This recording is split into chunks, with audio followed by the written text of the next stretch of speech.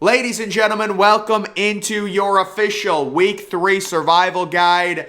This is just me going through some of the games, talking about which games are most important, what is the weirdest, things like that. It's just a little fun thing I wanted to do and maybe start doing it every single week. So the first thing, game of the week, it is, in my opinion, BYU at Oregon. And I'm going to explain this. I know there are other, important games.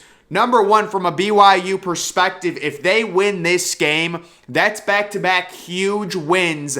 They're probably ranked inside the top 12 or the top 10 at minimum, and you can kind of start to see a potential major run for BYU. And guys, they have a schedule as an independent where if they somehow won out, they would have an extremely good argument, even without a conference championship, to make the playoff. I'm just saying.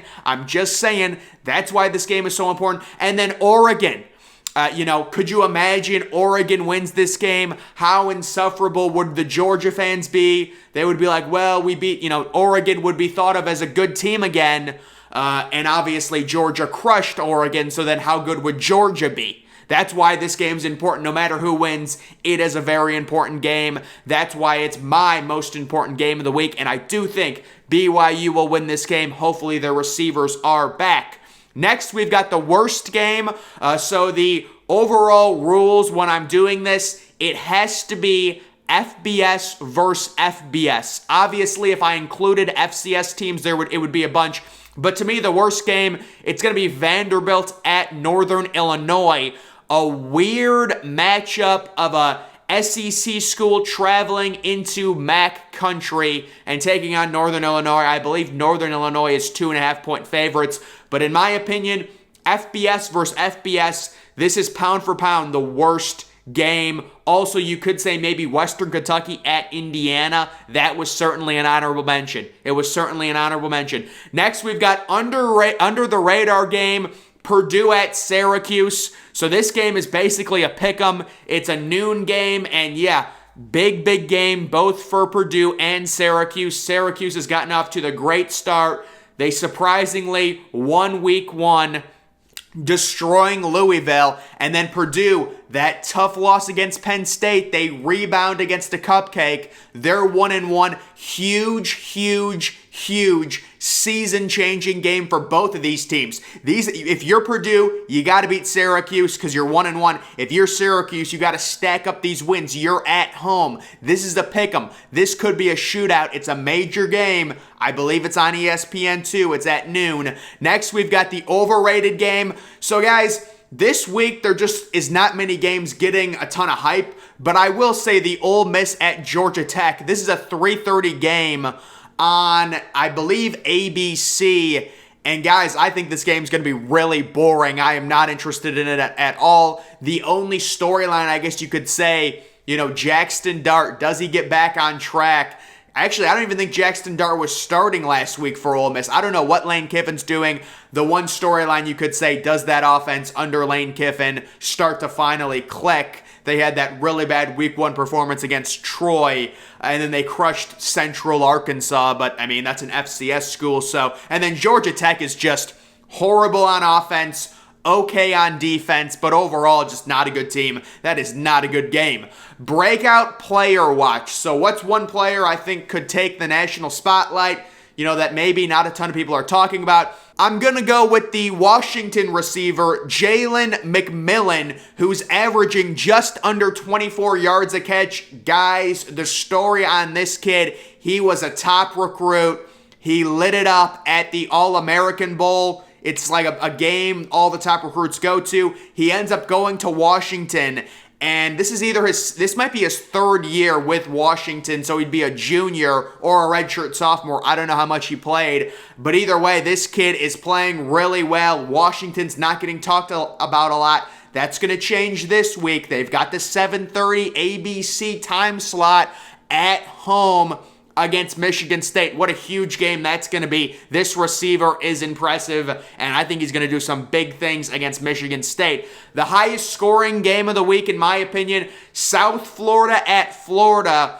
That's a 7 o'clock game. So, guys, I'm just thinking that, I saw Anthony Richardson, no touchdown passes yet. That tells me he's due for a massive day through the air, and you're facing South Florida. Very, beatable defense. Also, South Florida has a transfer quarterback from Baylor.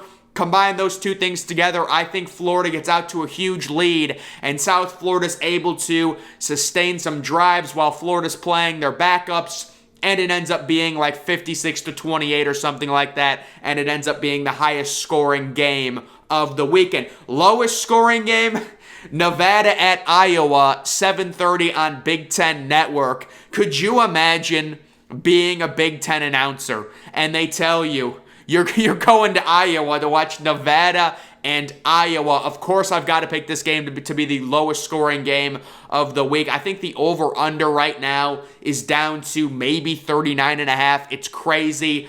Iowa, just literally the worst offense in college football, but one of the best defenses in college football. Combine the two, and you get a chemical reaction that is just something out of the nightmares. It is horrible, and it is terrible to watch. So Nevada at Iowa, 7:30 game there. Under the radar upset, Georgia at South Carolina, the noon game. So guys, I called this. I knew this is what was going to happen. South Carolina will be beating Georgia on Saturday. It's already done. You can see the way it's setting up, guys. It's perfect for an upset. The narrative, Ohio State, oh, they're a fraud. They barely beat Notre Dame, who lost to Marshall. Oh, Alabama sucks. They barely beat Texas. They should have lost. Georgia's the one team. Stenson Bennett, he's our hero. Yeah, give me a frickin' break. They're going to lose this game to South Carolina when nobody sees it coming, because this is college football. And guys, this is going to be great for my college football resume. I mean, I'm already considered by multiple reputable people to be a college football expert. This is like the equivalent of me getting a Harvard degree, basically, me calling this upset. This is one of the biggest upsets you can call. Oh, thank God this landed in my lap. Thank God I had a vision on Monday morning at 4 a.m., and I saw this game, and guys, this is going to happen. I can see it. I know the exact weather. Wow, that is crazy. So guys, we're moving on. We've got more stuff. So this is the biggest question of the weekend. Can the Big Ten make a statement? It's so important. The Big Ten, horrible last week. Penn State, you got to beat Auburn. Michigan State, you got to beat Washington. Maryland, you got to beat SMU. There are huge games. Purdue, you got to beat Syracuse. Huge games this week for the Big Ten Conference. It's so crucial. This week, people keep saying they're whining because there's not big games. Well, the one big thing, there's multiple meaningful Big Ten games where they're facing non-conference teams. You've got to win them. That is my biggest question mark this week. It's the Big Ten versus, the non-conference. They've got to make a statement, and especially the number one thing, Penn State needs to beat Auburn. Oh my God, if Penn State loses to Auburn, I am going to blow a fume. Weather games, we're looking at the forecast and things like that. Is there any weather issues? We've got one. It's actually Colorado State at Washington State. Heavy snow is expected in the upstate Washington area, so it's about 10 inches during the game, so take the under in the Washington State at Oregon State game. That is the first snow game of the season. The weirdest matchup, so it's going to be Pittsburgh at Western Michigan, and the reason I say this is weird is Pittsburgh is traveling to Western Michigan. Very odd for an ACC team to travel to a MAC school. I guess you could say Vanderbilt is doing the same thing, but I think this one is more weird because Vanderbilt's just not a good school. Like, they don't even care. Pittsburgh, I'm not going to say they don't care, but come on. Pittsburgh, they're pretty good this year. You're traveling to a MAC school to play at a primetime game, 7:30, ESPNU? Oh my God, that's not a good idea. They're going to be amped up, Western Michigan. This is going to be a really good game. I think Pittsburgh wins it, but it's just an odd matchup. I would not have this in this category if it was Western Michigan at Pittsburgh, but it's Pittsburgh on the road at Western Michigan. Very odd, very strange matchup there. Dullest matchup. Colorado at Minnesota. No, I don't have anything against Minnesota, but Colorado, guys, you don't even know. I was looking at the analytics. Colorado is one of the worst FBS teams, not Power 5, FBS teams in college football. It's crazy how bad Colorado is. But yeah, I mean, it's the dullest matchup. I mean, it makes sense. Like Colorado at Minnesota, it is very dull. Next, we've got the sneaky shootout. I'm going to go Bowling Green at Marshall. This game is on at 5 o'clock. Not sure on the channel. Maybe ESPN News. I'm kidding. I don't know. But yeah, guys. So Marshall's going to score a bunch. They're going to get up early. But Bowling Green and their quarterback, they can score. They really can. I think Marshall's going to get out to an early lead. Bowling Green. So maybe this isn't going to be... probably shouldn't have put this here. It's really not going to be a shootout. It's not like they're going to go back and forth. I think Marshall's going to win this game.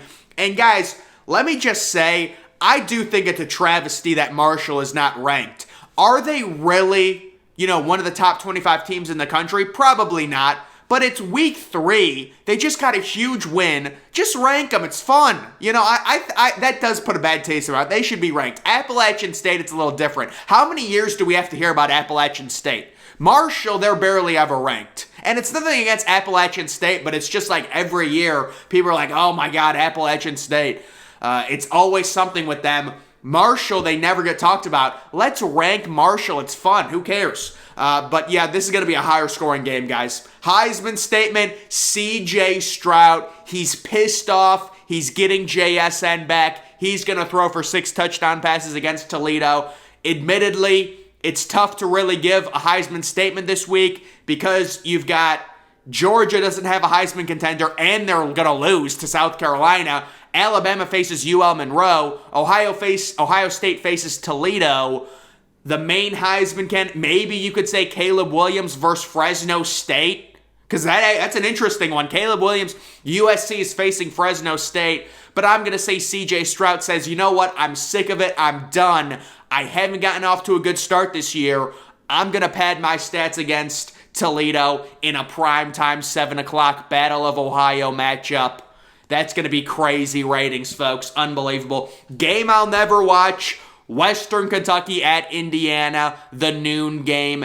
Both of these teams are 2-0. The battle of the undefeateds. The winner gets ranked. The winner gets ranked. No, I'm kidding. That's not going to happen. But yeah, just a really bad game there. Not much to say. Weird fact. So this is something I actually thought of. I didn't look this up or anything. You look at the University of Florida. Florida has opened the season with 3 straight home games. All of the home games have started at either 7 o'clock or 7:30. So it's just kind of a weird thing. You play 3 straight home games all at like 7 o'clock. I don't know. That was weird to me. And then we do actually have some more stuff here. Low-key important game, yes. SMU at Maryland. This is huge for the Big Ten. And it's huge for the American Conference as well. This is a major matchup. Maryland right around 3.5-point favorites. Wow, this is a good one. I think this is an FS1 game on 7:30. I'm smelling something. I think it is FS1. You can smell the FS1 in that game. You can tell. Game I hate for some reason. So I really don't hate any games, but I mean just all the games with the FCS teams. It's just I know. There's several, like Arkansas faces, I think Missouri State, Kentucky faces Youngstown State. So there's several games. It's just tough, man. There's just so many of those games this week. It's kind of disheartening. Betting lock. So this is my one bet that I love, and it's Houston -10 versus Kansas. That game's on at 4 o'clock Eastern on ESPNU. And guys, I think this is a major overreaction by Vegas. Houston should have won last week against a good Texas Tech team. They didn't stop a 4th and 20. Kansas just sucks. I don't care that they beat West Virginia. Houston's going to crush Kansas. I've got them winning 49-17 at home. Houston's at home, and they're only 10-point favorites over Kansas. That is crazy. I have no idea what's going to happen.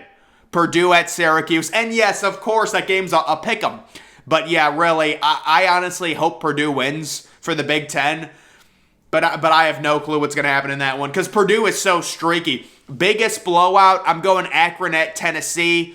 Certainly, you could say UConn at Michigan. You could also go with UL Monroe traveling to Alabama. But I'm going Akron at Tennessee. I think the spread in this is 48. Akron got shut out last week against Michigan State. They're one of the worst teams in FBS. And I think Tennessee, building off being ranked as high as they are, they just got a big win against Pitt in a non-conference game. They're going to want to crush Akron at home, and they should be able to do that. Parity game. So I guess I'll explain what this means. Guys, it happens more often in the NFL where you can kind of predict something is going to happen based off of parity. Meaning if a team starts 1-0 and another team starts 0-1, and you know the 1-0 team is worse than, they should not be 1-0, and you know the 0-1 team is probably going to be pretty good, the 0-1 team is going to beat the 1-0 team, and they're both going to be 1-1.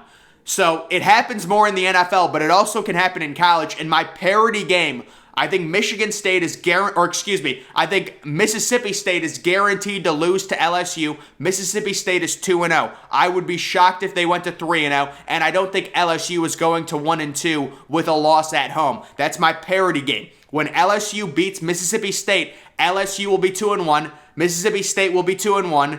There's your parity. Boom. It's science. Next, game most like the NFL. So really what I mean by this is we know the NFL a little bit lower scoring than college football. Games are normally closer, kind of decided by a field goal a lot of the times. So that's just what this is. I think the Miami at Texas A&M is going to be a lower scoring, very close game. That's basically all I mean by that. And then the lowest ratings, and this is really games only on ESPN, ESPN2, ABC, or Fox. I think the lowest rated game will be San Diego State at Utah for mainly two reasons. Number one, it's on at 10:30. Number two, it's going to be a very boring game. San Diego State is a really boring team. I think Utah gets up big early, and then they just sit on the ball the entire second half. So, guys, that is my Week 3 college football survival guide. Just talking about some interesting things here, but that is going to do it for this video. Make sure you follow me on Twitter. Link to that's always in the description. I'm, of course, the Depressed Ginger. Thank you for watching.